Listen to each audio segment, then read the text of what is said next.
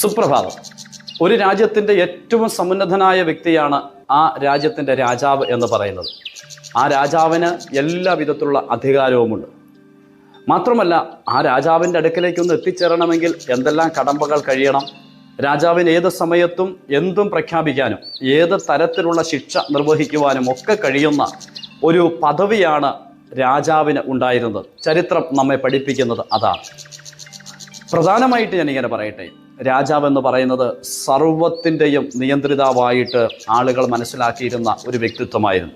അവർ അധിവസിക്കുന്ന രാജ്യത്തിൻ്റെ അധിപനായിരിക്കുന്ന വ്യക്തി ആയതുകൊണ്ട് തന്നെ രാജാവിനെ ആളുകൾ ഭയപ്പെട്ടിരുന്നു. സങ്കീർത്തനത്തിലെ ഒരു വാക്യം ഇങ്ങനെയാണ്: ദൈവം പുരാതനമേ രാജാവാകുന്നു എന്നാണ്. വാസ്തവത്തിൽ അവിടുന്ന് രാജാവല്ല, അവിടുന്ന് രാജാധിരാജാവാണ്.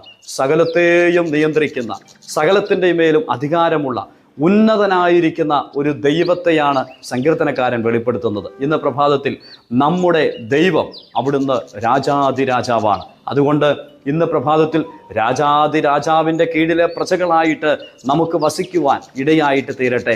നമ്മെ നിയന്ത്രിക്കുന്ന, നമുക്ക് ആലോചന പറഞ്ഞു തരുന്ന ഉന്നതനായ ഒരു രാജാവ്. എത്ര ഭാഗ്യവാന്മാരാണ് ഞാനും നിങ്ങളും. നമ്മെ നിയന്ത്രിച്ച് വഴി നടത്തുന്ന ആ രാജാവിൻ്റെ പ്രജകളായിട്ട് തീരുവാൻ നമുക്ക് ലഭിച്ച ഭാഗ്യം എത്ര ഉന്നതമാണ്. ദൈവത്തിന് സകല മഹത്വവും ഇന്ന് പ്രഭാതത്തിൽ നമുക്ക് കൊടുക്കാം.